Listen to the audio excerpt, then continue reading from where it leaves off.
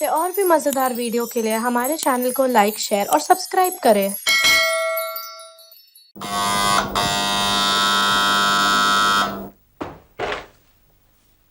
क्या बात है यार, घोड़े पर चढ़कर आते हो। 1 मिनट में 10 बार घंटी बजा दी तुमने। जल्दी जल्दी लेटर ले लो, रमेश बाबू के लिए है। कौन है रमेश बाबू? रमेश बाबू? यहाँ कोई रमेश बाबू नहीं है। क्या बात है भाई, क्यों तुम लोग शोर मचा रहे हो यहाँ पे? हाँ देखिए ना साहब, किसी और की चिट्ठी हमको दे रहा है। आप ही देख लीजिए क्या एड्रेस है। देखो सर, एड्रेस भी यहीं का है, 10 सेड्रिक रोड, मिराजकर कॉटेज, है ना साहब? क्या बात करते हो मुन्ना, चिट्ठी तो यहीं की है। माफ करना। हाँ भाई मुन्ना, दरवाजा बंद कर दो।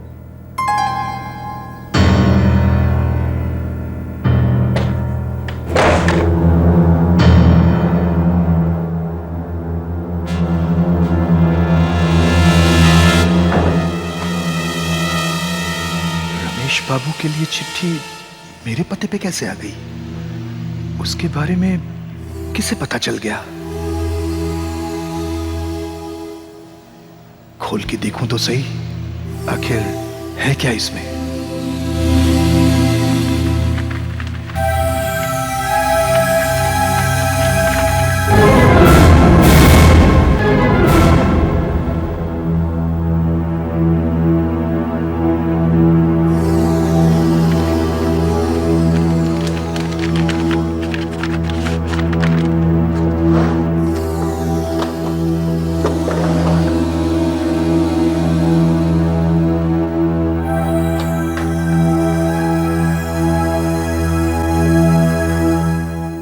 हेलो, कौन? जयेश भाई?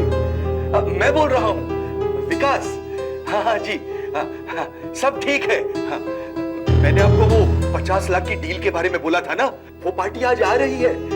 हाँ, मुझे वो हीरे चाहिए 50 लाख के। नहीं, इस वक्त तो सिर्फ 1 हफ्ते के क्रेडिट पे। हाँ जी, तब तक में आपकी पेमेंट हो जाएगी। मैं अपने कमीशन के पैसे काट के आपकी पेमेंट चुका दूंगा मैं। जी हाँ, ठीक है, जल्दी से मैं। हाँ, रखता हूं।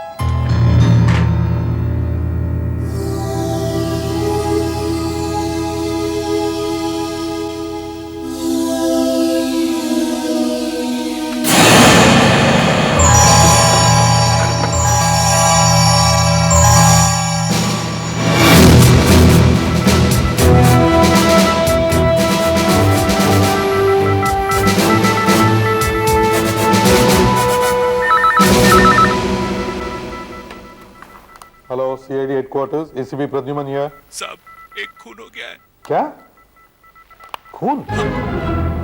किसका? वो साहब। हेलो हेलो, देखिए, डरिए नहीं, आराम से बताइए, साफ साफ किसका खून हुआ है? विकास साहब का। मिस्टर विकास? हीरो के व्यापारी थे। हाँ, हीरो के व्यापारी? जी हाँ। अच्छा, खून कहाँ हुआ है? एड्रेस लिखे साहब। हाँ, address. 10 Cedric road. Cedric road. Cedric? हाँ साहब, Cedric, Mirajkar cottage. Mirajkar cottage.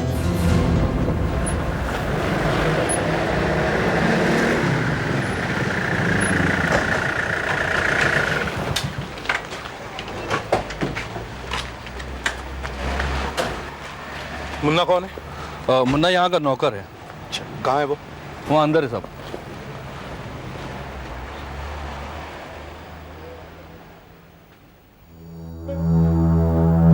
मैंने ही फोन किया था साहब आपको। अच्छा, लाश कहाँ है? स्टडी अंदर है। किसी चीज को हाथ तो नहीं लगाया? जी नहीं, किसी को नहीं। घर में और कौन कौन रहते हैं? वो विकास साहब थे, मैं हूँ, माली है, 2 चौकीदार। तुमसे बात है। यस। सुधाकर,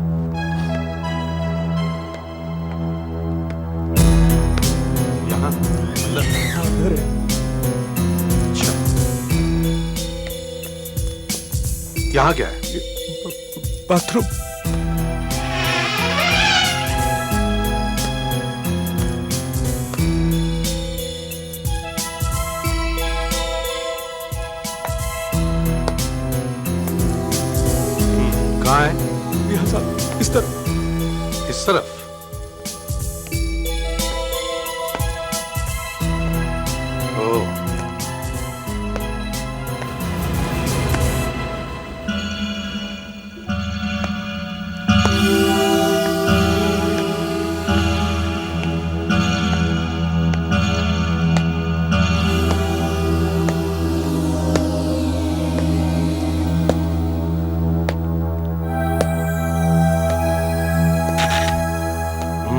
मुन्ना, बताओ यहाँ क्या हुआ?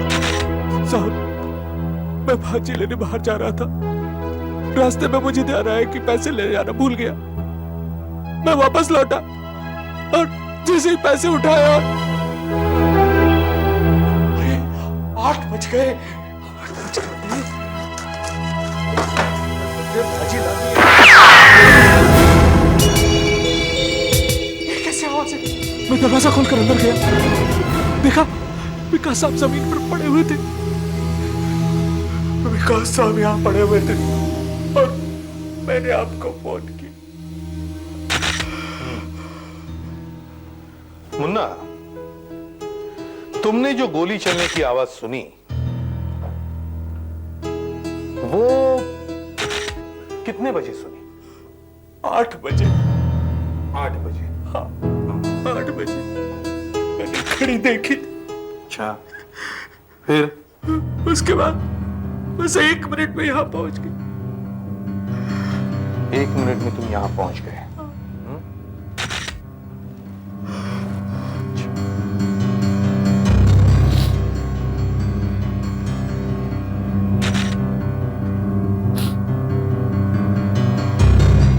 इस कमरे से आने जाने के लिए एक ही रास्ता है?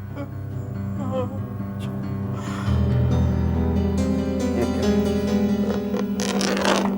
ओह, खिड़की।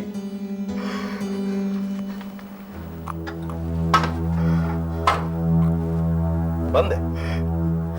ये अक्सर बंद रहती है सर। तो तुमने किसी को इस कमरे से जाते हुए देखा? दरवाजा तो मैंने ही खोला था साहब। अगर कोई बाहर जाता तो मैं आपको बताता ना। तुम लोग यहीं थे? जी। तुम में से किसी को भी गोली की आवाज सुनाई नहीं दी?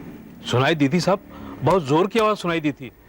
फिर मैंने भी राजेश और आर्या की तरफ सोचा कि किसी ने पटाखा फोड़ा होगा, यहाँ पर किसी गाड़ी की आवाज होगी। हाँ साहब, मुझे भी ऐसे लगा किसी गाड़ी का बैकफायर हुआ हो। हाँ साहब, पड़ोस के दस्तूर साहब की पुरानी गाड़ी दिन में एक आध बार तो पटाखे छोड़ती है।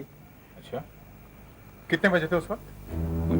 8 बजे होंगे साहब। हाँ साहब, 8 ही बजे होंगे। मुन्ना भाई बाजार से वापस आए और बोले कि पैसे ले जाना भूल गया। गेट पर ड्यूटी किसकी थी? तुम में से? मेरी थी सर। अच्छा, क्या तुमने बाहर जाते हुए किसी को देखा? नहीं सर, बिल्कुल नहीं।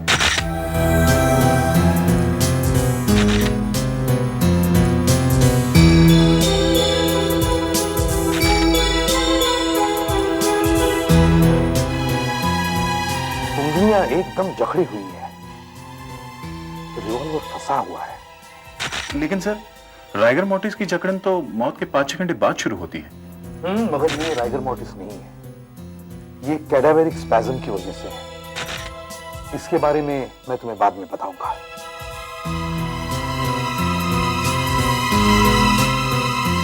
बैरल में से बारूद की स्मेल आ रही है, मतलब इसमें से गोली चली है।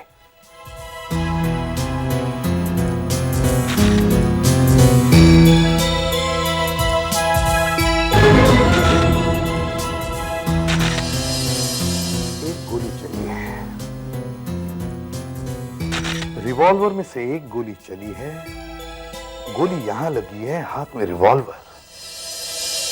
क्या हो सकती है सर?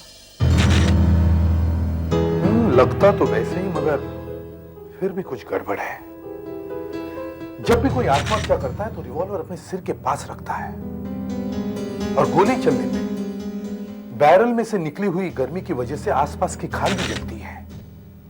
ऐसे तो नहीं हुआ? डॉक्टर रानडे को बुलाओ।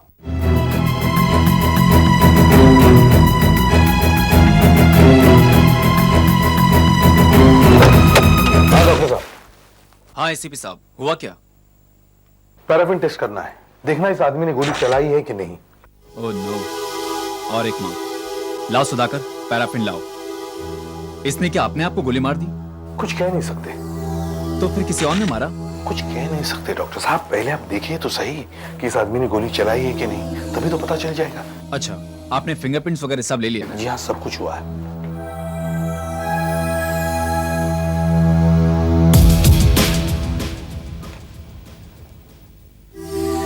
देखा, कैडावेरिक स्पैज्म। जी हाँ, वही।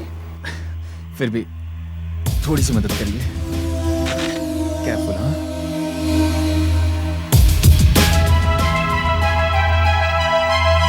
लो। देखिए।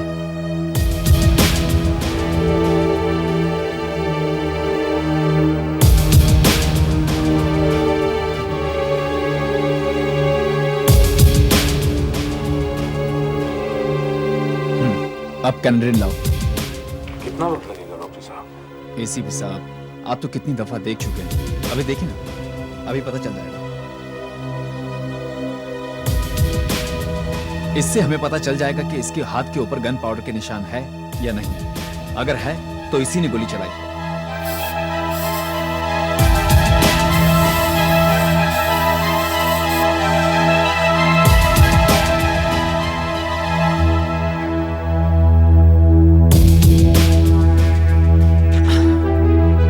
अभी पता चल जाएगा कि अगर गन पाउडर के निशान है तो इस आदमी ने गोली चलाई है। अच्छा देखते हैं। ये देखिए एसीपी साहब, गन पाउडर के निशान है। The test is positive. ये देखिए, यहां पर भी गन पाउडर के निशान है। इसका मतलब ये हुआ कि इस आदमी ने गोली चलाई है। विकास ने अपने आप को गोली मार दी? तू फोन पर क्या बकवास कर रहा है? कैसे हो सकता है ये? क्या हुआ विकास को? क्या हुआ विकास को? बोलता क्यों नहीं मुन्ना? मुन्ना, ये क्या बोल रहा है? विकास की मौत हो गई? जी हाँ, ये सही कह रहा है।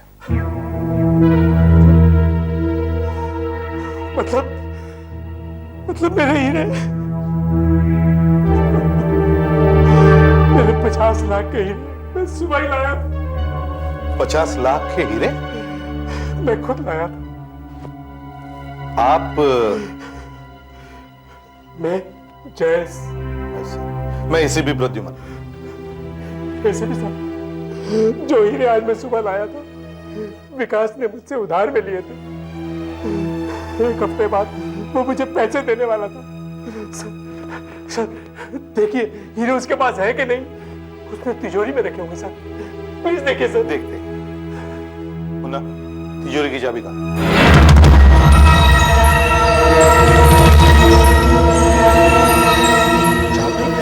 चाबी तो विकास साहब हमेशा अपने पैंट की। अरे साहब, ये तो सेफ में लगी हुई है। सेफ तो खुली है, इसमें तो कुछ भी नहीं है। क्या? तो हीरे कपबोर्ड में होंगे, उनके बेडरूम में होंगे। प्लीज ढूंढवाइए, घर में कहीं और होंगे। जाओ सब लोग कमरे चेक करो जल्दी। प्लीज मेरे हीरे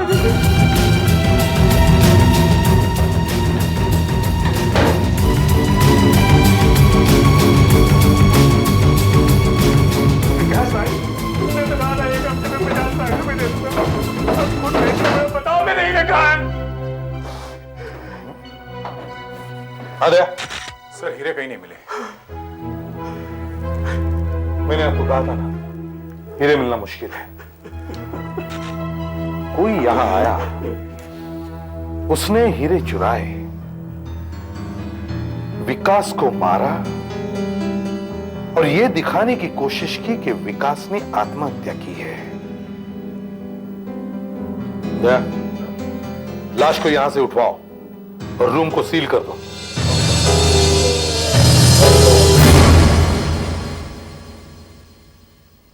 हाँ डॉक्टर साहब। हाँ एसीपी साहब, आइए। हमने इसके सर का एक्सरे निकाल लिया है। ये देखिए, ये देखिए, ये रही गोली। इसको देखकर ही मैं गोली निकालने की कोशिश कर रहा हूं। आइए। हमें सिर्फ ये देखना है कि ये गोली उस रिवॉल्वर से निकली जो विकास के हाथ में मिला था, या फिर किसी और रिवॉल्वर से। हाँ हाँ, वो देखते हैं, पर मैं पहले गोली निकाल तो लूं। ये रही वो गोली। अब इसे साफ करके माइक्रोस्कोप में रखेंगे और विकास के रिवॉल्वर में से एक और गोली फायर करके देखेंगे।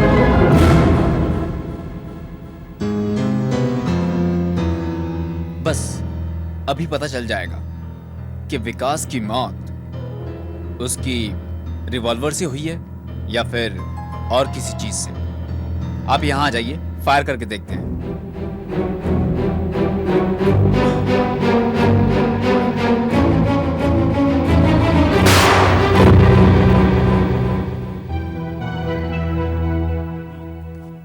अब देखते हैं।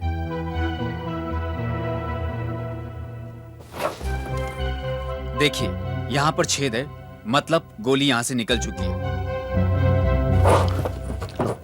यहां भी छेद है, मतलब गोली यहीं कहीं होनी चाहिए।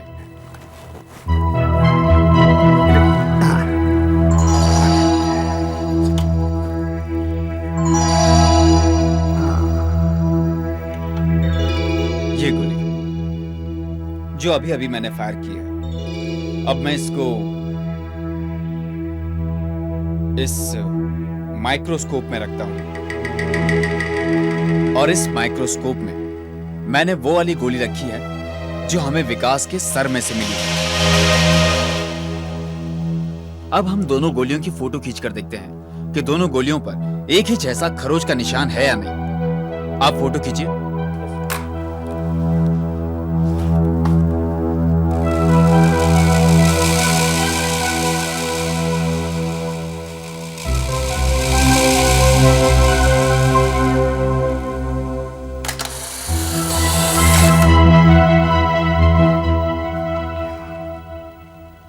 देखिए, इसमें है खरोंच के निशान।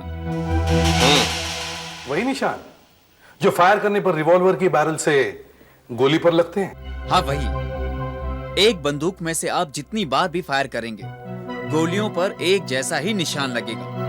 जानता हूं। अब विकास के सिर में से जो गोली निकली है, उसकी फोटो लेकर देखते हैं कि उस पर खरोंच के निशान कैसे हैं।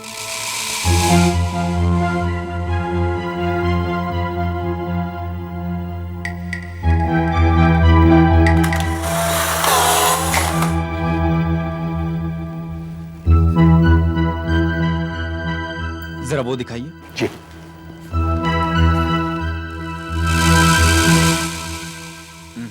एसीपी साहब, ये बिल्कुल मैच नहीं करते। मैच नहीं करते?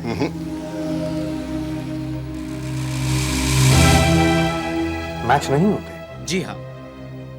विकास जिस गोली से मरा था, वो गोली विकास के रिवॉल्वर से नहीं चली थी, वो कहीं और से आई थी। इसका मतलब है मेरा शक सही था। विकास ने आत्महत्या नहीं की है, विकास का खून हुआ है। लेकिन साहब, विकास के कातिल ने विकास के हाथ में अपना रिवॉल्वर क्यों नहीं पकड़ा दिया? हमें तो शक भी नहीं होता कि विकास का खून हो गया है। कातिल ने ये कोशिश भी जरूर की होगी, लेकिन जानती हो आशा, वो क्यों ऐसा नहीं कर सका? नहीं। कैडावरिक स्पैज्म की वजह से। कैडावरिक स्पैज्म? हाँ, देखो, जिस क्षण जिस पल किसी की मौत होती है, अगर उस समय उसके शरीर का कोई भी भाग अकड़ा हुआ हो, जैसे कि बंद मुट्ठी, तो मरने के एकदम बाद भी वो मसल्स वैसे ही वैसे एकदम जकड़े रहते हैं, जैसे बिल्कुल लॉक्ड हो जाते हैं। तो उसे हम कैडवरिक स्पैज्म कहते हैं। इसका मतलब है जिस समय विकास की मौत हुई, उसके हाथ ने रिवॉल्वर को कस के पकड़ रखा था, और कैडावरिक स्पैज्म की वजह से उसकी उंगलियां रिवॉल्वर पर जकड़ी रही।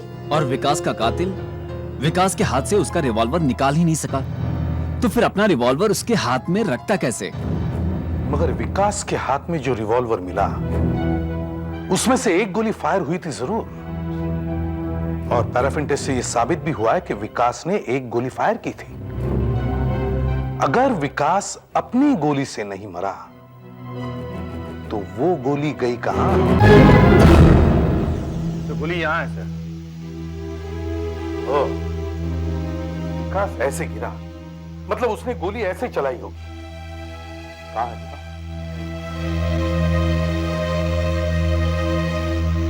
इससे एक बात साफ हो गई कि इस कमरे में दो गोलियां चली, मगर ये लोग कह रहे हैं कि इन्होंने एक ही गोली की आवाज सुनी। क्या एक ही गोली की आवाज सुनी? क्यों माली, ये सही कह रहा है? जी हाँ साहब, हमने भी एक ही गोली की आवाज सुनी थी। हाँ सर। सर हो सकता है कातिल ने रिवॉल्वर पर साइलेंसर लगा रखा हो। हाँ, रिवॉल्वर ही हो सकता है, क्योंकि गोली का शेल भी तो नहीं मिला। मुन्ना, तुम 1 मिनट में यहां पहुंच गए थे। तुमने यहां से किसी को जाते हुए नहीं देखा? नहीं देखा साहब। एक आदमी ने यहां विकास को मारा, वो 1 मिनट में कहां गायब हो सकता है? मुझे नहीं पता साहब। कहां गायब हो सकता है? मुझे नहीं। तुम झूठ बोल रहे हो मुन्ना? मैं सीआईडी हेडक्वार्टर जाना हूं।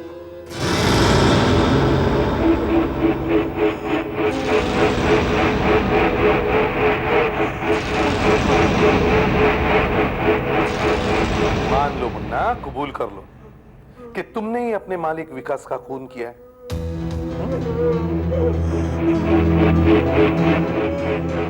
नहीं साहब, मैंने कुछ नहीं किया साहब, मैंने कुछ नहीं किया।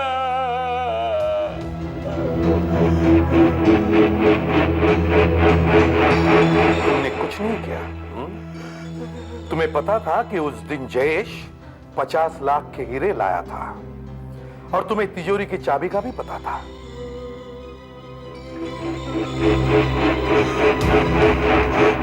इससे पहले भी जयेश साहब लाखों के हीरे लाए थे। मैं उस समय भी तो मालिक को मार सकता था, लेकिन नहीं मारा।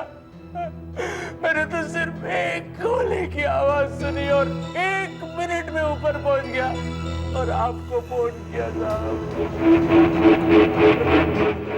सच बोलो बेटा, सच। सच बोलने से दिल हल्का होता है। अगर तुमने नहीं मारा तो कातिल 1 मिनट में कैसे गायब हो गया? मुझे नहीं पता साहब कैसे गायब हो गया। मैंने कुछ नहीं किया साहब, मैं सच कह रहा हूँ। दया, फॉरेंसिक लैब में फोन करो और उनसे कहो कि इसी समय एक पॉलीग्राफ टेस्ट का बंदोबस्त करें। पॉलीग्राफ? हाँ, पॉलीग्राफ टेस्ट। इससे हमें फौरन पता चल जाएगा कि तुम सच बोल रहे हो या झूठ। Relax Munna, relax. जल्दी ही इस इंजेक्शन का असर हो जाएगा।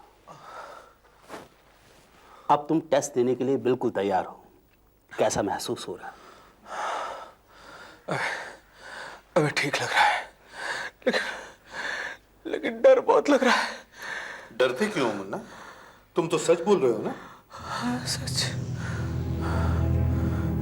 ये 2 वायर्स EEG के लिए और ये वाली वायर्स ECG के लिए। जैसे ये झूठ बोलेगा आपको फौरन पता चल जाएगा। झूठ बोलने पर इसके दिल की धड़कन और बॉडी टेम्परेचर बदल जाएगा और इसके दिमाग में एक हलचल पैदा होगी। ये सब आप वहां देख सकते हैं। Excuse me.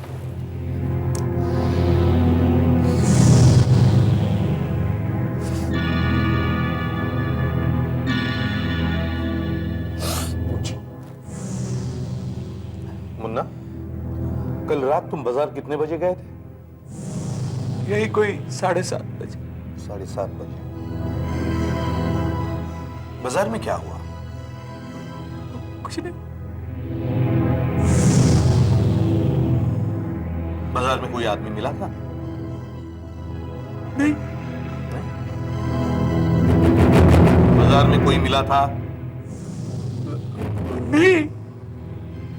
बाजार में कोई मिला था? हाँ,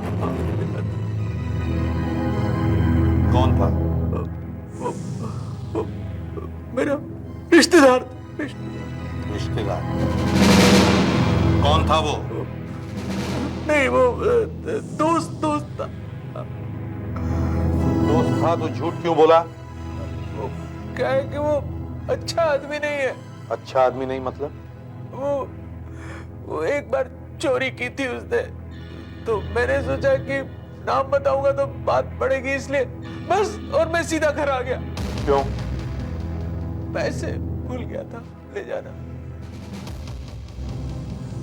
अकेले आए थे या कोई साथ में था? अकेला ही था। कोई साथ में था? नहीं, कोई नहीं। कोई साथ में था? हाँ। कौन था? वही दोस्त। फिर? वो तो दरवाजे से ही वापस चला गया था। तुम घर में अकेले घुसे? हाँ। फिर क्या हुआ? मैंने अचानक गोली चलने की आवाज सुनी। और कौन था वहां? कोई नहीं था। मैं अकेला ही था। फिर क्या हुआ? मैं साहब के कमरे तक गया, दरवाजा खटखटाया, किसी ने नहीं खोला तो धकेल के अंदर गया। क्या देखा तुमने? साहब जमीन पर पड़े हुए थे। क्या वो मर चुके थे? हाँ। क्या वो मर चुके थे? हाँ। सच बोलो। साहब ने मेरे सामने ही दम तोड़ा था। क्या उन्होंने कुछ कहने की कोशिश की? वो तो मर चुके थे। उस वक्त कमरे में और कोई था? कोई नहीं था। कोई नहीं था? कोई नहीं था। साहब का खून तुमने किया? क्या तुमने अपने साहब का खून किया? क्या तुमने खून किया अपने साहब का? वो आदमी कहां गया होगा? यहां से तो मुन्ना आया था, तो फिर वो कहां छुप सकता है? यहां, ये अलमारी।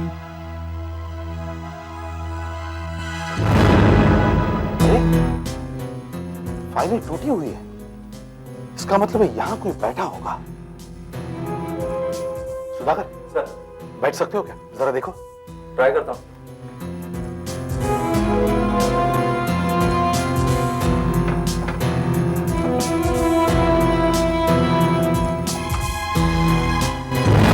बैठ गया। इसका मतलब है जैसे ही मुन्ना ने दरवाजा खटखटाया, कातिल चुपके यहां बैठ गया। बच गए मुन्ना। जब तुम यहां थे तब कातिल यहां बैठा था रिवॉल्वर लेकर। तुमने फोन कहां से किया? मैंने जैसे ही साहब की लाश देखी फौरन दौड़कर बाहर गया, वहीं से फोन किया था। कातिल मुन्ना के पीछे पीछे भाग गया बाहर। अब पता चला कहां छुप के बैठा था और क्या क्या हुआ होगा इस कमरे में। क्या क्या हुआ होगा?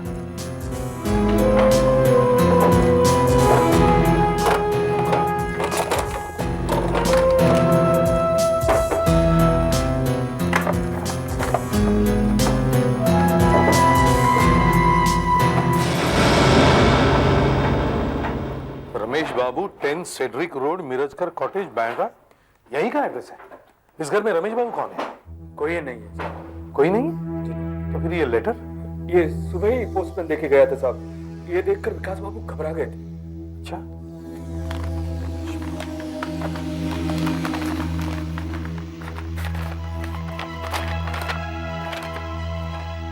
कुछ भी नहीं लिखा। रमेश बाबू का लेटर इस पते पे क्यों? रमेश बाबू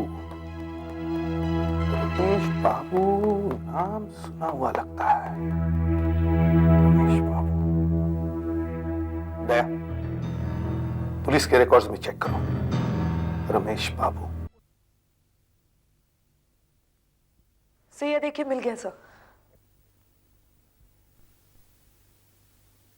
रमेश बाबू और तुषार, अरे ये नाम तो यहीं सुना है। रमेश बाबू तुषार नाम के एक चोर के साथ मिलकर मद्रास के एक ज्वेलरी स्टोर में 50 लाख रुपयों के हीरे और जवाहिरात की चोरी की, आज से 6 साल पहले।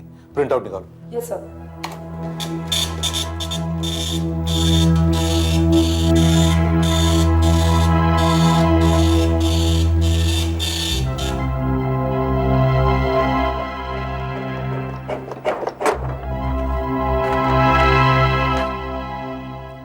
किसी ने पुलिस को गुमनाम फोन करके बताया कि तुषार कहां छुपा है। तुषार पकड़ा गया, उसे 8 साल की सजा हुई, मगर पुलिस को ना तो वो 50 लाख रुपए का चोरी का माल मिला, ना रमेश बाबू। अच्छा, जरा देखो तो रमेश बाबू का फोटोग्राफ है क्या रिकॉर्ड में? यस सर, मैंने कमांड दे दिया है, अभी मिल जाएगा।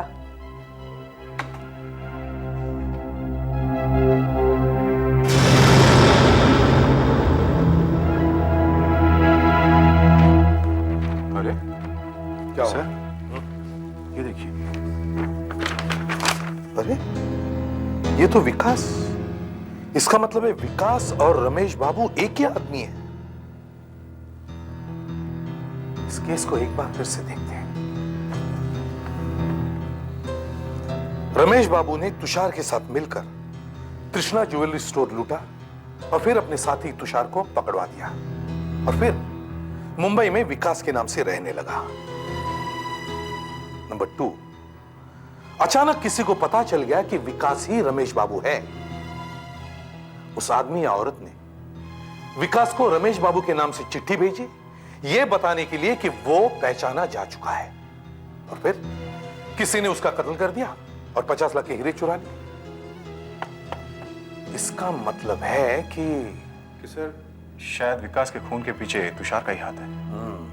दया सर, पता लगाओ इस वक्त तुषार कहां है। तुषार यही है, हमारी जेल में 6 सालों से यही है। अभी लाते होंगे उसे, शायद आ ही रहा है।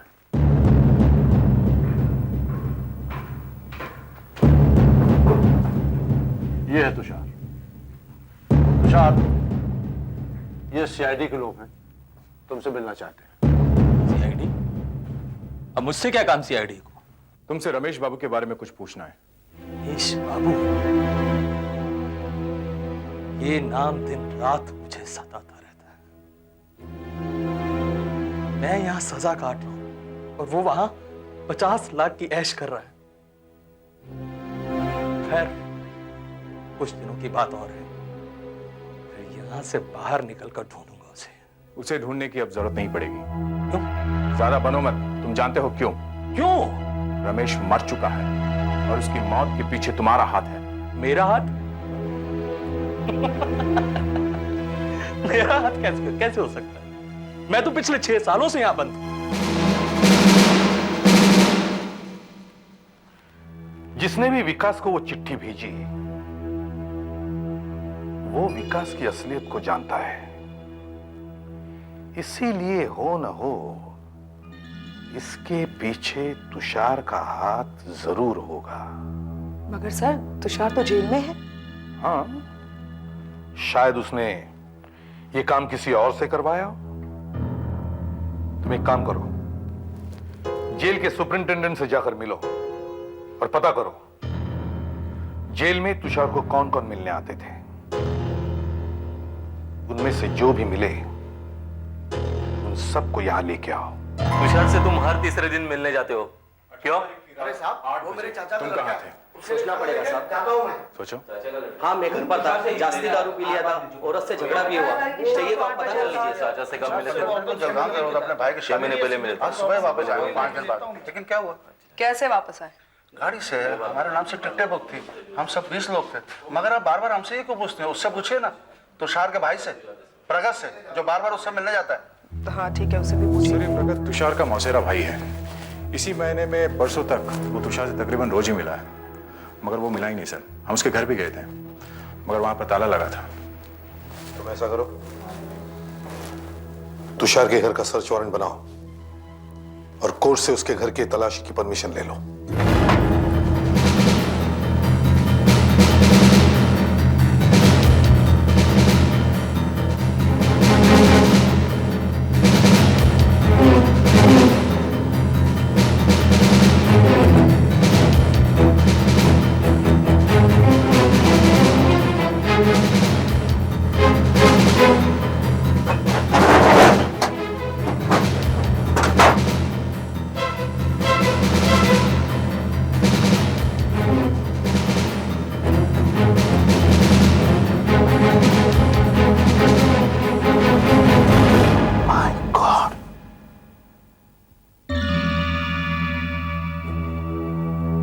अब मैं समझ गया कौन है वो।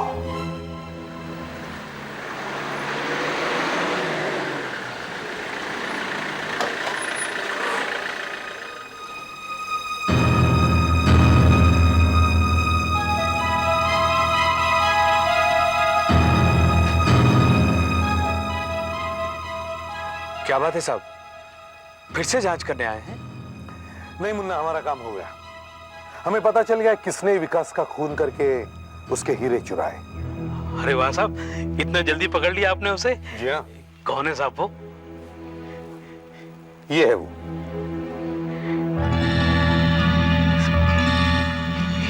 ये तुम ही हो ना तुषार के साथ प्रगत? प्रगत तुम्हारा असली नाम है ना? अब तुम्हें विकास के खून के जुर्म में गिरफ्तार करते हैं।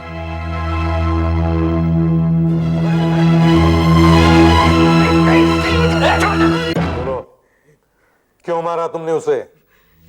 क्यों नहीं मारता मैं उसे? क्यों नहीं मारता साहब मैं उसे?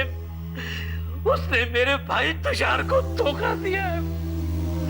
खुद तो 50 लाख का माल लेकर चंपत हो गया वो, और मेरे भाई को यहाँ जेल में सड़ने के लिए छोड़ गया।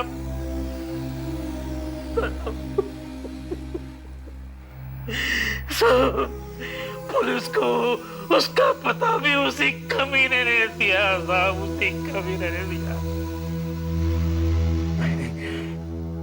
मैंने बहुत ढूंढा उसे साहब, बहुत ढूंढा उसे। और अभी 7-8 महीने पहले मैंने अखबार में देखा कैसे एक छोटा सा चोर एक बहुत बड़ा इज्जतदार हीरो का सौदागर बन गया है। रमेश की फोटो छपी थी वहां, और उस कमीने ने अपना नाम बदल दिया था। विकास लिखा था उस फोटो के नीचे साहब। फिर मैं सीधा पहुंचा अपने भाई तुषार के पास उसे ये सब बताने के लिए, और तुषार ने मुझसे कहा पहले तुम उसका सब कुछ छीनना, उसके बाद उसे मारना। इसलिए तुम तुषार के यहां माली बनकर काम करने लगे ताकि तुम उस पर पूरी तरह से नजर रख सको। जी साहब। पर उसे मारने के लिए तुम 3 महीने क्यों रुके? क्योंकि साहब वो कमीना कभी 1,500-2 हजार से ज्यादा की रकम अपने घर में रखता ही नहीं था। अब इतनी छोटी सी रकम के लिए उसे क्या मारना साहब। इसलिए मैंने तंग आकर वो चिट्ठी उसके पास भेजी, वो रमेश बाबू वाली चिट्ठी, एक कोरा कागज जिसे देखकर वो घबरा गया, एकदम डर गया, शहर छोड़कर भागना चाहता था। लेकिन चोर तो आखिर चोर ठहरा। उसने जयेश बाबू को फोन करके 50 लाख के हीरे मांगे।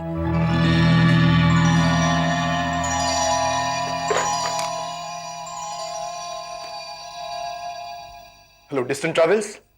हाँ जरा रमणीक भाई को देना, मुझे एक इंटरनेशनल टिकट चाहिए। मैं इस यहाँ, ये क्या बदतमीजी है? बिना वजह मेरी स्टडी में आने का कोई मतलब? मालिक फोन काट। अगर तू बोला तो फिर ये बोलेगी।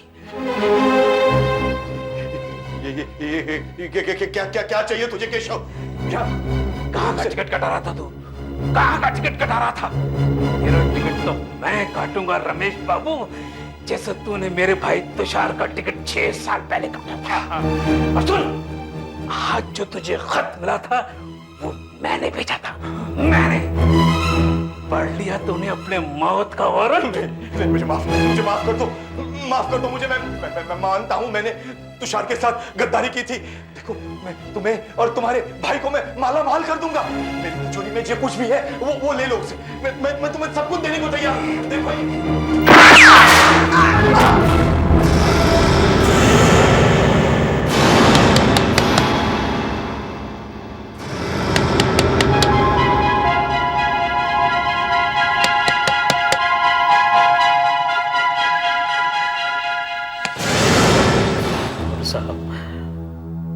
उसके बाद से मैं यहाँ चुपचाप माली का काम करता रहा। और वो हीरे और रिवॉल्वर कहाँ है? साहब वो मैंने बंगले के बागीचे में गाड़ दिए थे, ये सोचकर कि पुलिस इसे आत्महत्या समझेगी और ये केस बंद हो जाएगा। और कुछ दिन बाद मैं भी ये शहर छोड़कर चला जाऊंगा। बहुत दुखी था तुम्हारा दिल अपने भाई तुषार के लिए। अब सारी उम्र गुजारना उसके साथ जेल में।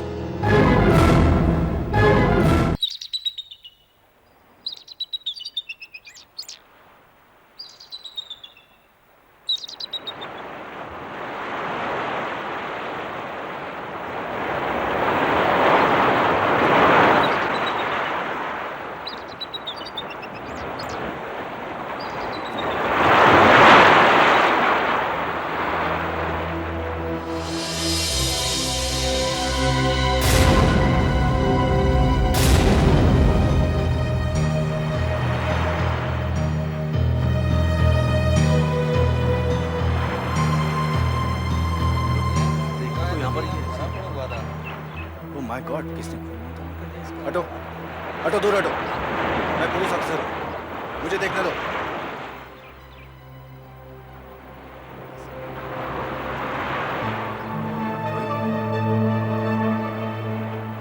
मर चुका है। आप में से सबसे पहले इसे किसने देखा? साहब जब हम यहाँ पर आए तो ये मरा हुआ पड़ा था साहब। अच्छा,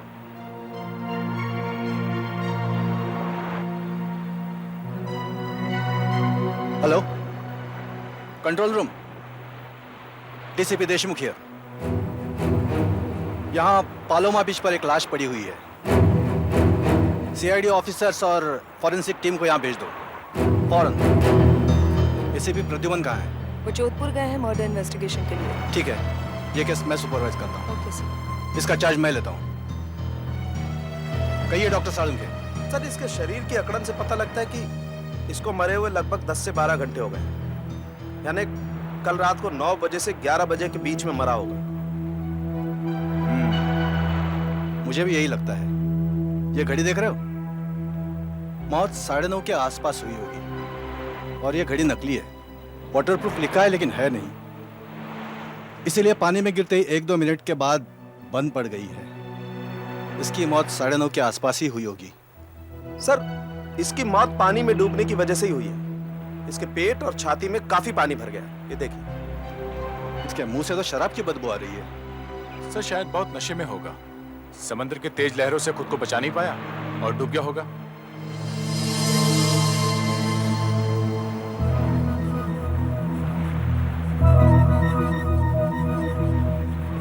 पीएम रघु, 15 मेहर कॉटेज। मेहर कॉटेज? सर, वो तो पास में ही है। और ये क्या? ये तो कोई हॉस्पिटल का कार्ड है। इस कार्ड का मालिक मिस्टर पीएम रघु एक डायबिटीज का मरीज है।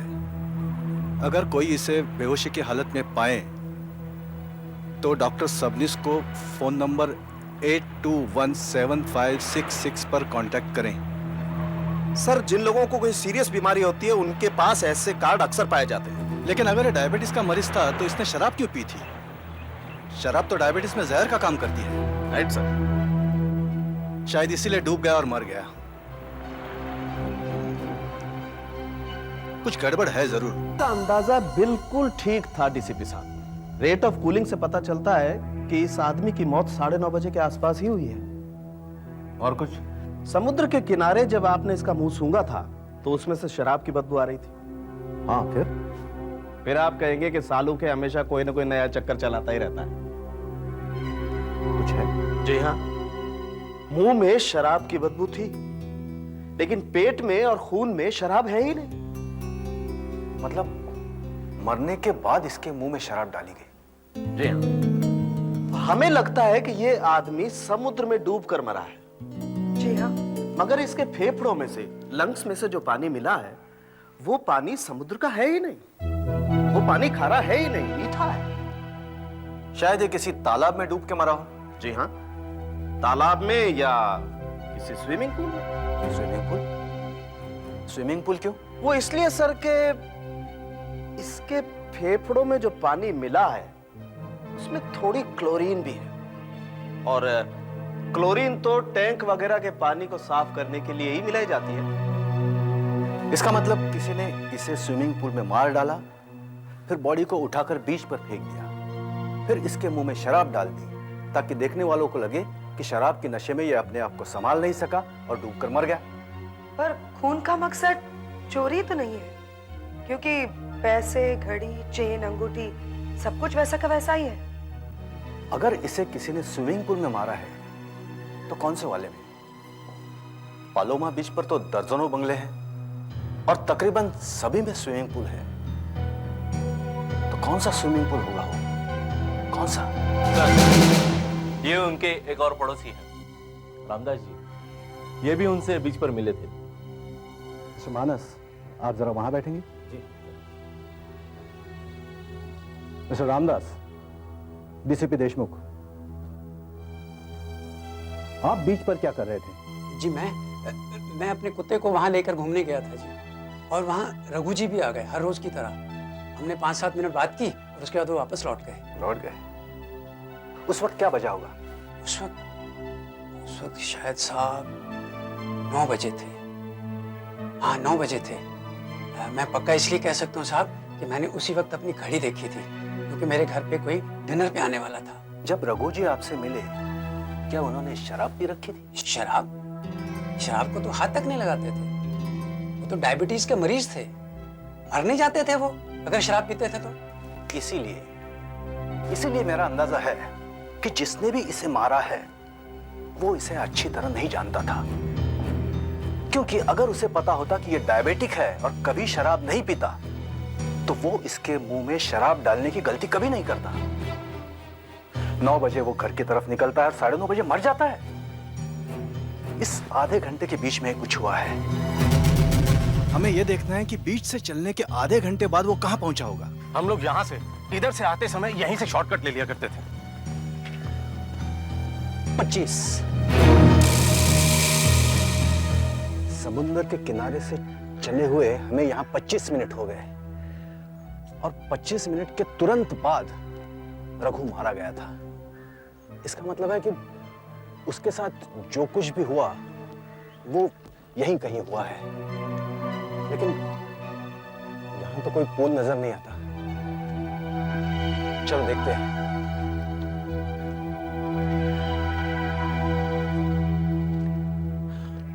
वो देखिए स्विमिंग पूल, देखा? ये स्विमिंग पूल तो शर्मा बंगलो का है। वो लोग तो यहाँ रहते ही नहीं है। अच्छा, लॉक खुल गया। चलो अंदर चल के देखते हैं। चलो।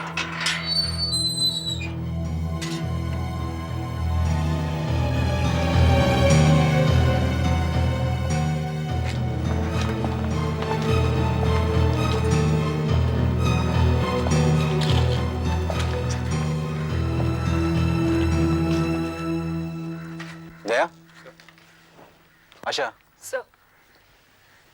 तुम लोग बंगले में जाकर देखो कोई है क्या। Yes sir.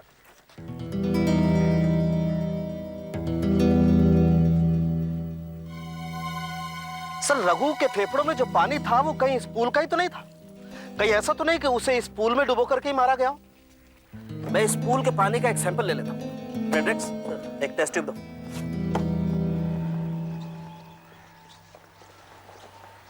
यहाँ तो ताला लगा हुआ है।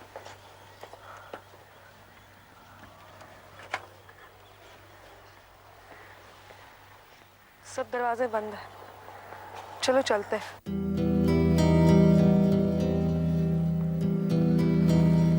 इस पानी को रघु के फेफड़ों से मिले हुए पानी से मैच करके देखेंगे। पर माइक्रोस्कोप में देखने से तो पता लगता है कि जो पानी मैं स्विमिंग पूल से लाया था वो और जो रघु के फेफड़ों से निकला था वो दोनों एक जैसे हैं।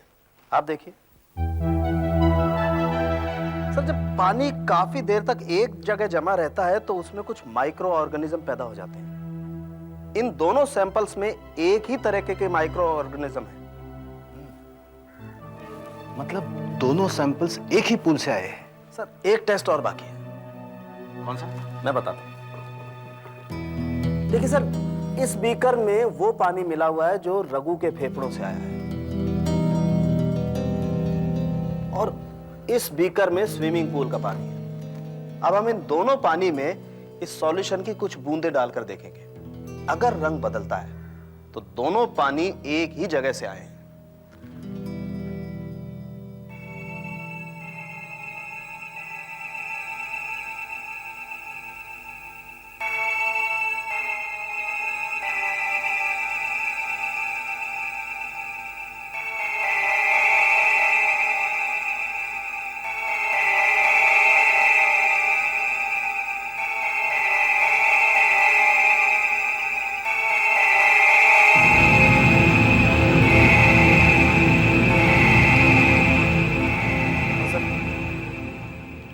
ऐसे रंग बदलेगा। अब मैं 3-4 बूंदें इसमें भी सॉल्यूशन की डाल के देखता हूं। अगर ऐसा ही रंग आया तो इसका मतलब है दोनों पानी एक ही स्विमिंग पूल से आए।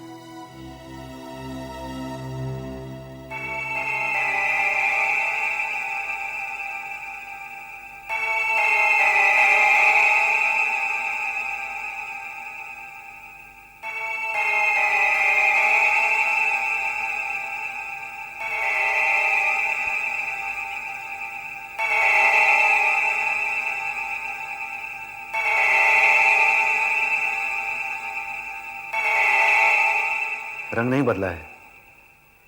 अभी एक और बूंद बाकी है सर।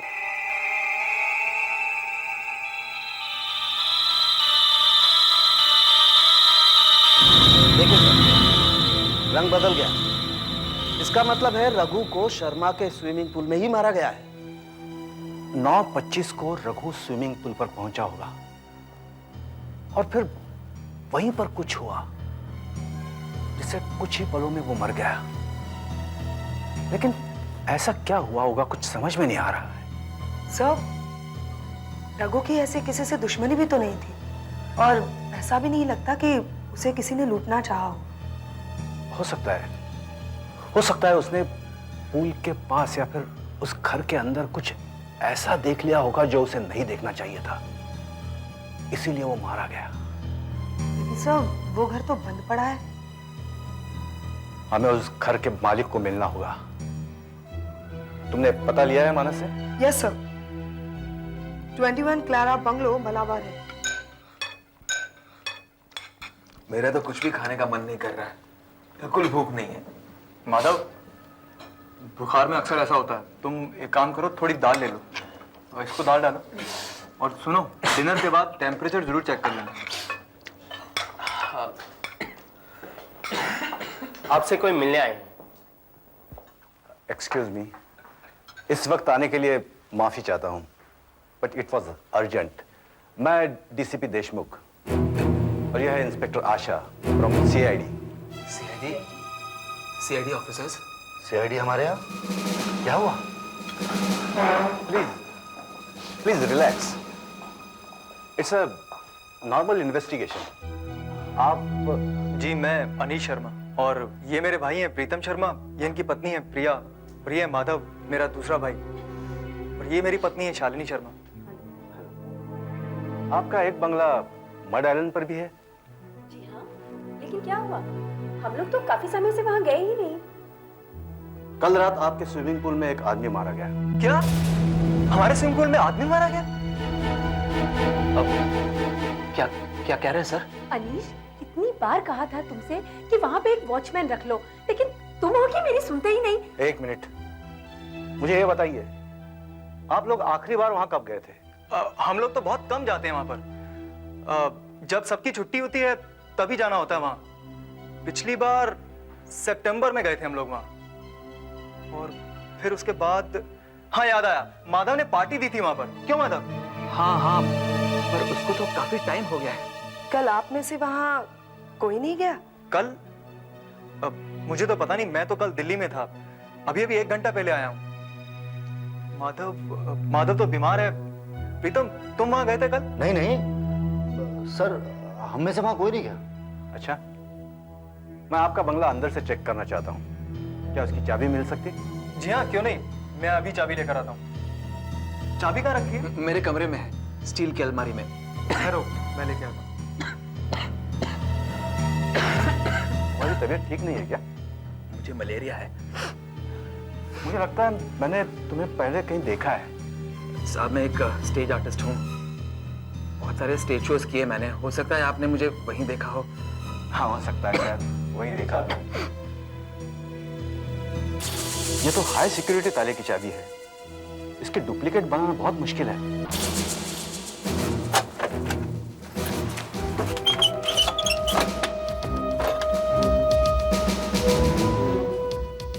लाइट्स ऑन करो।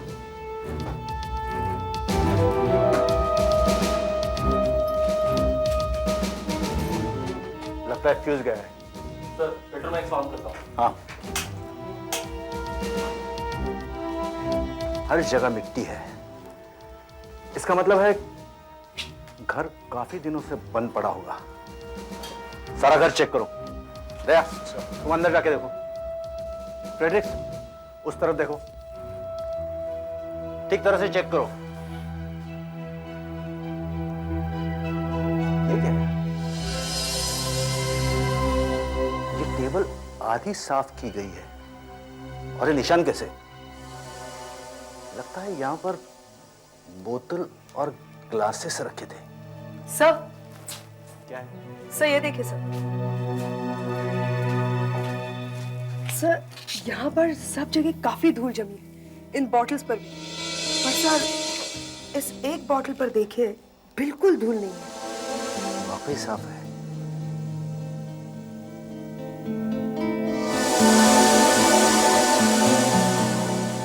ये देखो, लगभग सभी ग्लासों पर धूल जमी है सिवाय इन 2 ग्लासेस की। ये ग्लासेस और बोतल फिंगरप्रिंट्स के लिए चेक करो। Yes sir. एक साफ बोतल, 2 साफ ग्लासेस। लगता है किन्हीं 2 लोगों ने यहां बैठकर शराब पी है। डॉक्टर सालुंके, आप अचानक बहुत सीरियस हो गए, क्या बात है? ये देखिए सर, कितना जबरदस्त टेंट है। ये गिर गया होगा या फिर किसी ने किसी चीज पर जोर से मार दिया होगा। Right sir. यस सर, इन पर कोई फिंगरप्रिंट्स नहीं है। ये ग्लास और ये बोतल एकदम साफ है सर। शराब पीने के बाद बोतल और ग्लासेस को अच्छी तरह धोकर साफ किया गया है ताकि उंगलियों के निशान ना रहे। ये देखिए सर, यहाँ ये निशान देखिए। ये क्या खून है? लेकिन काफी फीके है। वही मैं भी सोच रहा हूँ सर। लगता है किसी ने खून के निशान पानी से साफ करने की कोशिश की है। लेकिन आप तो जानते हैं खून इतनी आसानी से साफ होता नहीं। हो सकता है ये खून ही हो। मैं इस पे फिनोपेंटामेनिलिन की कुछ बूंदें डालता हूं। अगर ये खून हुआ तो सर इसका रंग गुलाबी हो जाएगा।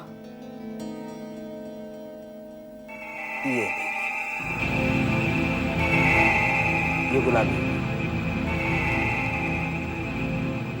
ये खून ही है सर। और खून बहाने के लिए इस फूलदान का इस्तेमाल किया है।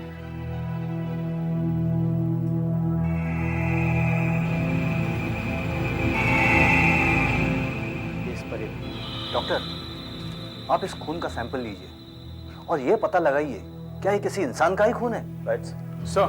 Yes sir. क्या है? सर ये देखिए, ये ड्रेसिंग टेबल में हर जगह धूल है मगर यहां पर नहीं है। यहां जरा साफ है। और ये निशान देखिए सर, समझ में नहीं आ रहा ये है क्या। इसके सैंपल भी लैब में चेक कराओ। Okay sir. पता चल जाएगा क्या है। 2 आदमी यहां आते हैं, यहां बैठकर एक साथ विस्की पीते हैं, फिर दोनों में से एक दूसरे के सिर पर फूलदान इतनी जोर से मारता है कि वो यहीं पर गिरकर मर जाता है। फिर कातिल खून के निशान मिटाने की कोशिश करता है। सर, हो सकता है उनमें से एक रघु हो। रघु? नहीं, रघु नहीं हो सकता, क्योंकि उसके शरीर पर कोई चोट का निशान था ही नहीं, कहीं से खून नहीं निकला था। हाँ, ये हो सकता है इनमें से किसी एक खिड़की से उसने कातिल को खून करते हुए देख लिया हो। कातिल उसके पीछे भागा होगा, स्विमिंग पूल तक जाके उसे पकड़ा होगा और वही स्विमिंग पूल में उसे मार दिया होगा। और बाद में लाश को सर समुद्र में फेंक दिया ताकि वो एक्सीडेंट लगे। हाँ, अब सवाल ये उठता है कि अगर यहां खून हुआ है तो लाश गई कहां? पूरे घर को अच्छी तरह चेक करो, बाहर गार्डन में जाके देखो, कहीं ना कहीं लाश जरूर होनी चाहिए। रघु बुधवार की रात 9:30 बजे मारा गया था ना। दूसरा खून भी उसी समय हुआ होगा, क्योंकि शायद रघु ने खून होते हुए देखा है। Right sir. इसीलिए मुझे लगता है तुम शहर के सारे हॉस्पिटल्स और मुर्दा घरों में जाकर देखो कि क्या उन्हें बुधवार की रात को कोई बॉडी मिली थी, कोई लावारिस लाश। हो सकता है खूनी ने लाश ऐसे ही कहीं फेंक दी हो। ये क्या कह रहे हैं आप साहब? एक नहीं 2 आदमी का कत्ल हुआ है हमारे घर पर। जी हाँ मिस्टर माधव, आपके बीच हाउस में 2 आदमी थे। दोनों ने एक साथ बैठकर दारू पी, फिर एक ने दूसरे को पीतल के फूलदान से इतनी जोर से मारा कि वही ढेर हो गया। फिर उसने उसकी लाश को उठाकर कहीं फेंक दिया। वो लाश तो हमें अभी तक नहीं मिली है, और ये सब कुछ होता हुआ रघु ने देख लिया, तो उसने रघु को स्विमिंग पूल में डुबा कर मार दिया और लाश को समुद्र में फेंक दिया। ताकि वो एक एक्सीडेंट लगे। पर ऐसा कौन कर सकता है, और वो भी हमारे घर में? हाँ, यही बात तो मैं भी जानना चाहता हूँ। आपके घर में क्यों? ना तो बंगले का ताला तोड़ा गया है, ना ही खिड़की। कातिल सीधे रास्ते से ताला खोलकर अंदर घुसा है। मतलब आप कहना क्या चाहते हैं डीसीपी साहब? यही कि आपके घर से चाबी लेकर कोई वहां जाता है, 2 खून करता है और फिर वापस चाबी अपनी जगह पर रख देता है, आप ही के घर में। इसका मतलब कातिल आप में से ही कोई है। बुधवार की रात को 9 से 10 के बीच कहाँ थे?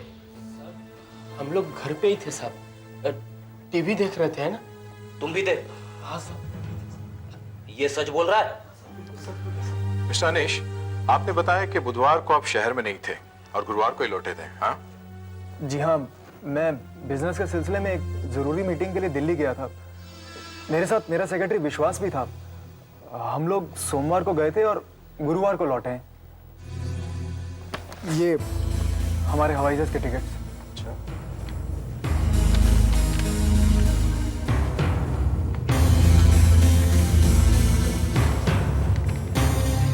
बुधवार की रात 9 से 10 के बीच क्या आप दिल्ली में ही थे?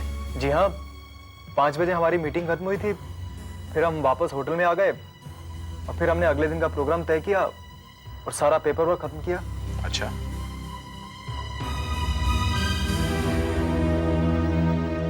बुधवार की रात 9 बजे आप क्या कर रहे थे? मैं दिल्ली में ही था, साहब के साथ में। करीब 9 बजे हमने खाना खाया एक साथ और 12 साढ़े 12 बजे तक हम लोग काम करते रहे। उसके बाद मैं अपने कमरे में आ गया और आकर सो गया।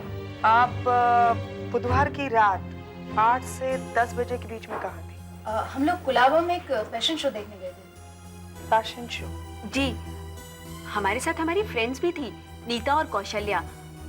उस रात हम लोगों को घर लौटने में काफी देर हो गई थी, करीब 1:30 बजा था, है ना? हाँ जी जी। कहाँ रहती है आपके फ्रेंड्स? वो कहाँ रहती है? बैंड्रा। बुधवार रात 9 से 10 के बीच आप कहाँ थे? मैं फिल्म देखने गया था। फिल्म देखने? जी। कौन से थिएटर में? रॉक्सी थिएटर पर। रॉक्सी थिएटर में कौन सी फिल्म? पल दो पल। रॉक्सी में पल दो पल? जी। 9 से 12 का शो था, इसलिए घर आते आते 12:30 बज गए थे। आप अकेले गए थे? जी। वो टिकट है आपके पास? टिकट तो नहीं है मेरे पास। मैंने काफी ढूंढी लेकिन मुझे मिली नहीं। मुझे मलेरिया है। वैसे भी इतने दिनों से घर से बाहर नहीं निकलता था। अपने रिहर्सल पर भी नहीं जा रहा हूं मैं। तो बुधवार की रात आप घर पर ही रहे होंगे? जी, और कहाँ रहूंगा, घर पर ही था, दवाई खाकर सो रहा था। पर उस रात आपको किसी ने देखा नहीं। शायद आपने नौकरों से कह रखा होगा कि कोई डिस्टर्ब ना करे। हाँ? जी हाँ साहब, मुझे बड़ी मुश्किल से नींद आती है, इसलिए मैंने उन्हें कहा था कि मुझे डिस्टर्ब ना करे। तो इसका मतलब ये हुआ कि जब बुधवार की रात को आप घर पर ही थे, तब रात 8:30 से 12 बजे तक आपको किसी ने नहीं देखा। सर, मैंने शहर के सारे मुर्दाघर एक एक करके चेक किए। ये 4 लाशें हैं जो बुधवार की रात को मिली हैं। ये लाश हमें कांदीवली के कचरे के ढेर में मिली है। सर पर चोट के निशान हैं। और सर, ये लाश हमें ट्रॉम्बे के पास मिली है। ये चाकू से मारा गया है, अभी तक इसकी शिनाख्त नहीं हुई है। और वो सर, इस लाश की जेब से एक मिल वर्कर का कार्ड मिला है, नाम है किशोर कुमार। लगता है इसने मिल की छत पर से कूद करके आत्महत्या की, क्योंकि इसके शरीर पर बहुत सारी चोट के निशान हैं। अकेला रहता था, अभी तक इसके परिवार वालों से कोई कांटेक्ट नहीं हुआ। और ये लाश ये ट्रेन के नीचे आकर कट के मर गया है। इसकी हालत तो बहुत ही खराब है। यहाँ सर, ये मलाड की पटरियों पर मिला है। इसकी भी अभी तक शिनाख्त नहीं हुई। आप ऐसा कीजिए, इन लाशों का सूखा हुआ खून शर्मा के बंगले में मिले खून से मिलवा के देखिए, हो सकता है कुछ मिल जाए। ठीक है सर, मैं डीएनए टेस्ट के लिए भेज देता हूँ। सर, आपको याद है शर्मा के बंगले में उसकी ड्रेसिंग टेबल पे हमें कुछ मिला था, चिपचिपा सा? हाँ हाँ, क्या हुआ? क्या है वो? सर, काफी मेहनत के बाद मुझे पता चला कि वो स्प्लिट गम है। जिसे एक्टर लोग नकली दाढ़ी मूंछ चिपकाने के लिए इस्तेमाल करते हैं।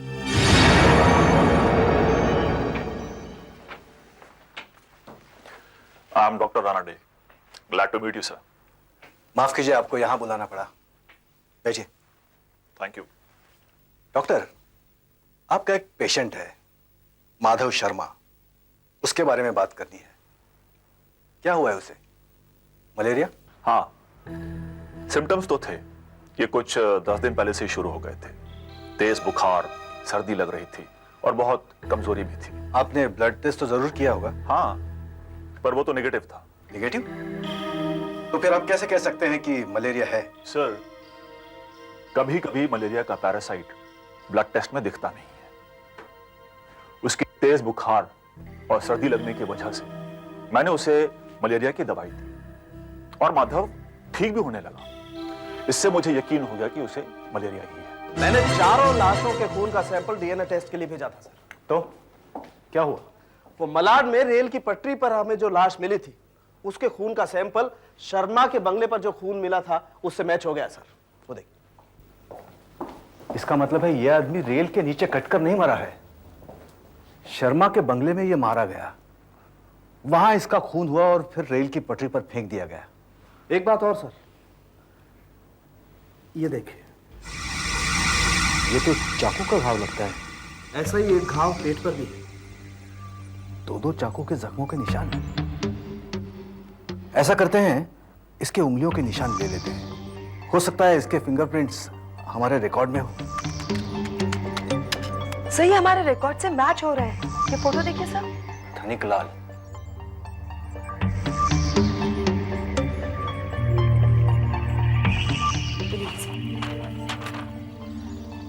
धनिक लाल एक पेशेवर गुंडा, हफ्ता वसूली, ब्लैकमेल, चोरी करना, डाके डालना, अटेम्प्ट मर्डर, यही इसका पेशा है। 2 बार जेल जा चुका है। चाकू रखता है, कोई साथी नहीं। पिछले 1 साल से किसी जुर्म में फंसा नहीं। आखिरी पता 15 सुजन चाल, पारसवाड़ी।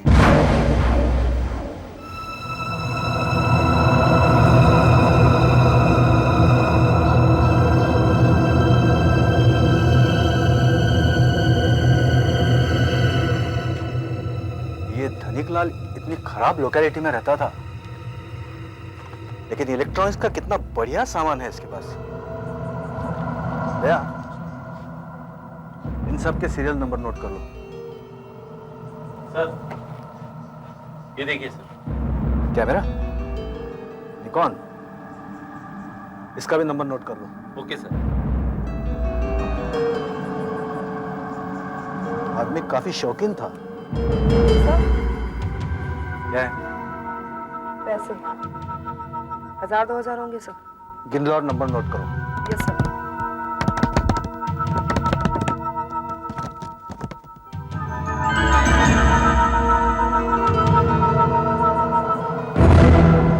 ये क्या है?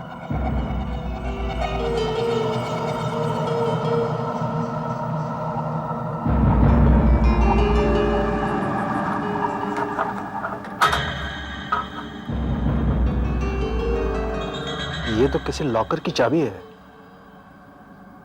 Madhusudan cooperative bank.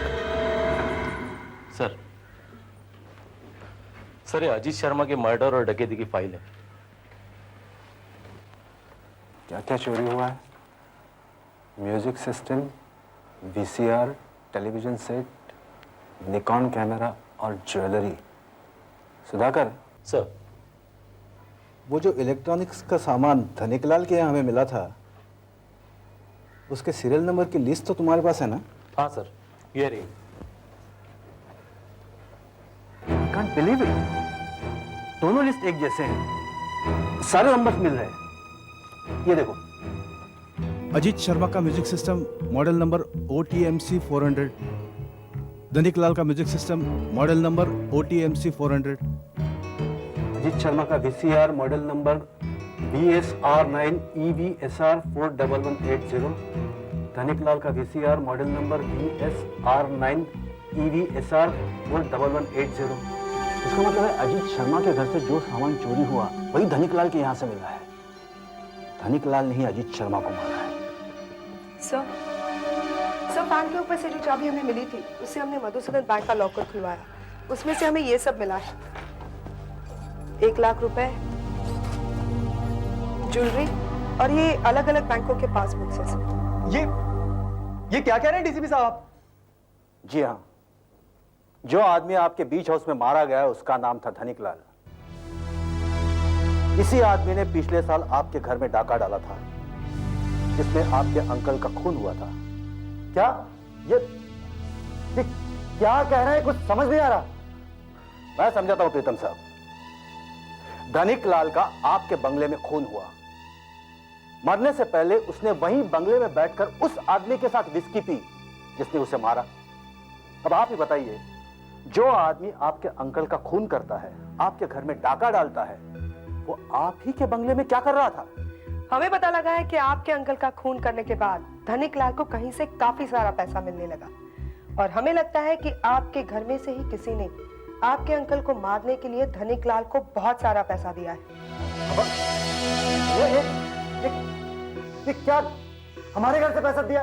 अब जो मर्जी बोल रहे। बात यहीं पर खत्म नहीं हुई। धनिक लाल और पैसे मांगने लगा, ब्लैकमेल करने लगा, तो आपके घर के आदमी ने उसे बंगले पर बुलाकर हमेशा के लिए चुप कर दिया। सर ये देखिए, हमें माधव के कमरे में से ये नकली दाढ़ी मूछे, ये विग और स्पिरिट गम मिले हैं सर। मैंने कोई खून नहीं किया साहब। साहब मैं सच कह रहा हूं, मैंने कोई खून नहीं किया। मैंने कोई खून नहीं किया साहब। दया, अपने डिपार्टमेंट के डॉक्टर से इसके सारे टेस्ट फिर से करवाओ। इसका बुखार, इसकी सर्दी, इन सब पर अच्छी तरह नजर रखो ताकि हमें पता चल सके कि सच्चाई क्या है। Okay sir. और तुम मिस्टर प्रीतम, तुम्हारा कहना है कि तुम फिल्म देखने गए थे, वो भी अकेले, और तुम्हारे पास टिकट भी नहीं है। आशा, जरा वो फाइल देना।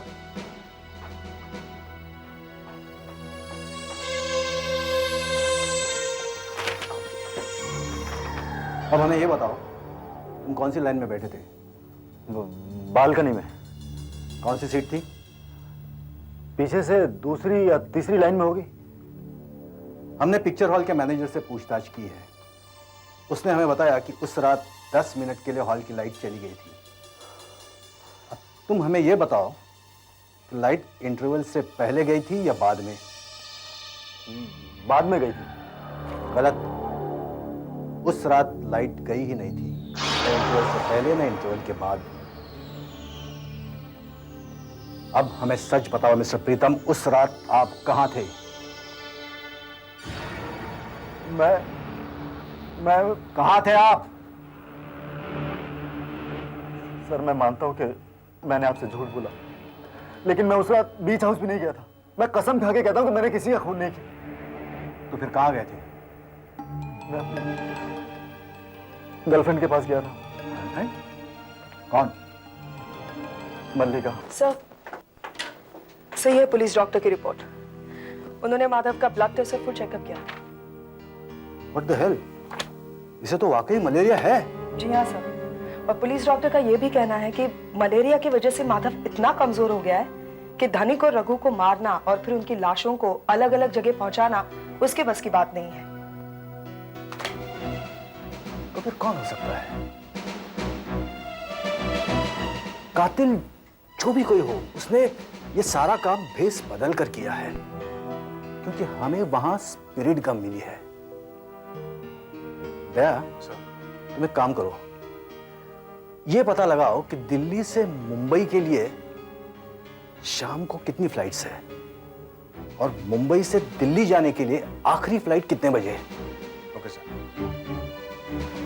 आशा, सर तुम दिल्ली के होटल प्लाजा में फोन करो और यह पता लगाओ कि उस रात अनीश के कमरे में जो वेटर खाना लेके गया था, क्या उसने अनीश और विश्वास दोनों को एक साथ कमरे में देखा था या नहीं।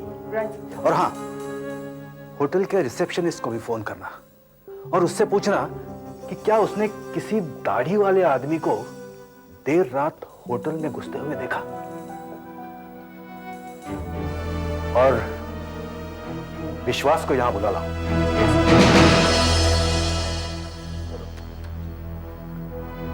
सर, विश्वास को लाया। विश्वास, तुम झूठ बोल रहे थे कि अनिश सारी शाम तुम्हारे साथ था। वो तुम्हारे साथ नहीं था। वो तुम्हें कमरे में अकेला छोड़कर मुंबई की फ्लाइट पकड़कर यहां आ गया था और दिल्ली के प्लाजा होटल के कमरे में रात को खाना भी तुमने मंगवाया था, अनिश ने नहीं। सर, मैंने होटल प्लाजा फोन किया था। इनके कमरे में जो वेटर खाना लेकर गया था उसने मुझे बताया कि उसने कमरे में सिर्फ विश्वास को ही देखा था। अब बोलो विश्वास। सर, दिल्ली से मुंबई के लिए शाम को बहुत सारी फ्लाइट्स हैं। अनीश किसी भी एक फ्लाइट में आ सकता था और मुंबई से दिल्ली के लिए एक फ्लाइट रात को 10:30 बजे है और दूसरी 11:30 बजे है। मैंने उन सब फ्लाइट्स की पैसेंजर लिस्ट ले ली है सर, जिनमें उनके नाम, एड्रेस और टेलीफोन नंबर्स है। इससे उन सबके बारे में पता कर सकते हैं सर। और उस एक पैसेंजर को तो हम ढूंढ निकालेंगे जिसने अपना नाम, पता और टेलीफोन नंबर झूठ लिखवाया है। तब तुम बहुत बुरी तरह फंस जाओगे विश्वास। अब भी मौका है, सच सच बता दो। बताता हूँ सर, सब कुछ सच सच बताता हूँ सर आपको। सर, अनीश साहब ने मुझे गाड़ी, बंगला, प्रमोशन सब कुछ देने का लालच दिया था सर। इसलिए मैं अब तक मेरी नौकरी खतरे में पड़ गई थी सर। हाँ सर, मैंने ही मारा उन दोनों को। दरअसल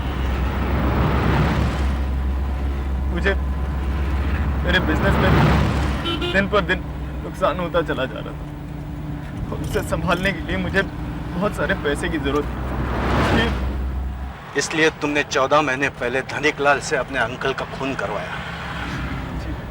तो फिर धनिक लाल ने मुझे ब्लैकमेल करना शुरू कर दिया था। तो तुमने उसे ही मार डाला। तुम दिल्ली भी इसलिए गए कि कोई तुम पर शक न कर सके। बुधवार की रात को तुम दिल्ली से नकली दाढ़ी मूछ लगाकर मुंबई आए। अपने प्लान के मुताबिक बीच हाउस पर पहुंचे और धनिक लाल के आने से पहले दाढ़ी मूछ उतार दी।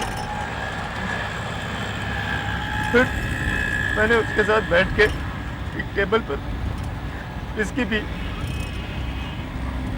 और फिर शायद किसी काम के लिए वो उठने लगा तो मौका पाकर तुमने उसके सिर पर फूलदान दे मारा और वो मर गया। धनिक लाल की बात तो मैं समझ सकता हूँ, लेकिन तुमने रघु को क्यों मारा? उसे तो मैं जानता भी नहीं था साहब। वो अचानक पता नहीं वहाँ कैसे आ गया।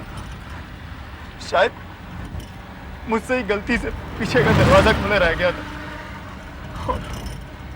तुमने उसे देखा, उसके पीछे भागे और स्विमिंग पूल में उसे डुबाकर मार डाला। फिर घर में जाकर नकली दाढ़ी मूछ लगाने लगे, पर इस बार गलती से थोड़ी स्पिरिट कम डाइनिंग टेबल पर गिर गई, जो हमें दिख पड़ी। धिक्कार है तुम पर। चंद पैसों के लिए तुमने अपने अंकल को अपने घर में मार डाला। धिक्कार है तुम पर।